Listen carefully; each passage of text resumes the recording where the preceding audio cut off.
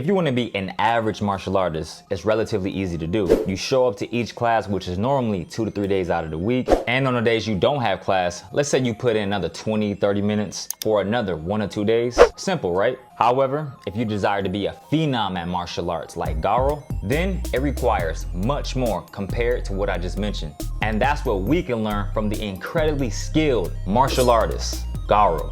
Garou embodies what it means to be a true practitioner. Hence, why he is indeed the martial arts prodigy. It was said by the legendary swordsman Miyamoto Musashi back in the Edo period of Japan. The true science of martial arts means practicing them in such a way that they will be useful at any time, and to teach them in such a way that they will be useful in all things. Garou embodies that statement to the very core. He is able to make martial arts useful at any time and in all things. He understands the power of observation, which we all as martial artists need to understand and practice. Observation is something that develops our skill set and understanding. See, when Garou essentially learns his opponent's moveset, he does this by carefully observing them through what is called Chogakushu no Ryoku. After a clear and steady observation, he is able to copy their fighting style after only seeing it once, as demonstrated in the One Punch Man series against adversaries like Genos and Royal Ripper.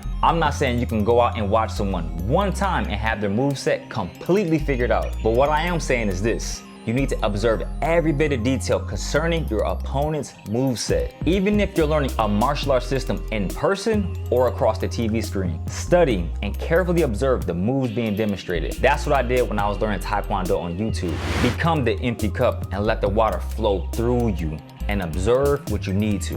What Garou also does well, and what we as martial artists should learn to apply, that is adaptability.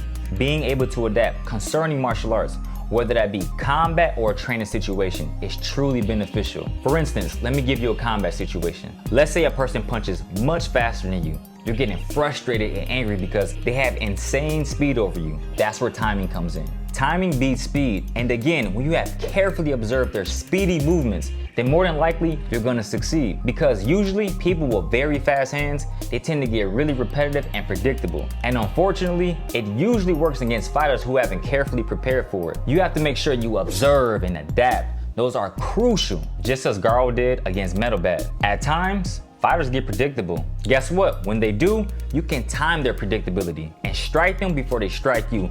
That's called true adaptability. Let's take another situation, not talking combat, just solely training. Let's say you struggle with side kicks. Well, make those roundhouse kicks devastating. That's called true adaptability. Adapt to your current situation and then rise to the occasion. Garou is extremely adaptable and is also able to use his opponent's weaknesses to his advantage very well. So I remember sparring a guy. This was about 5 to 7 years ago, and he was 6'6".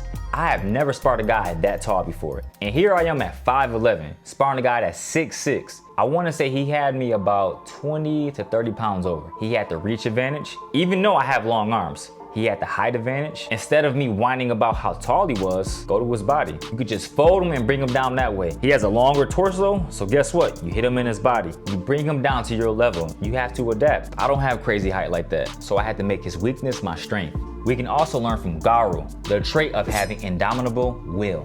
Sheer willpower carries you a long way and makes you an absolute force. Garou demonstrates this several times during the One Punch Man series against a few S-class heroes. We've seen this a lot in anime from our favorite characters. Something that is very useful and serves as our engine to help us move forward despite the circumstances. Having that willpower in martial arts is just as useful. Willpower helps you keep going when you feel tired or you keep coming up short on a certain task. Don't back down from anything. As Garou said this: what will also help you as a martial artist is feeling the flow of energy and becoming one with it. Sounds magical, majestic, and inconceivable, right? But don't let that thought occupy your mind so literally. You have to be able to perceive, which that cannot be seen by the eye. As said by Miyamoto Musashi, simply listen to your intuition, surroundings, and become one with it. So as Garou has the ability to feel and understand the flow of energy, he can perceive without the usage of his eye. This is autonomous ultra instinct! How can we, as individuals, as martial artists, achieve this? Through self-reflection, countless reps, and experience. Nonetheless, through the principles of practice I just mentioned, you will in time become more intuitive and better understand the flow of energy within you and around you. Now you are ready to express this through your martial arts. Remember, martial arts has to be useful at any time and in all things.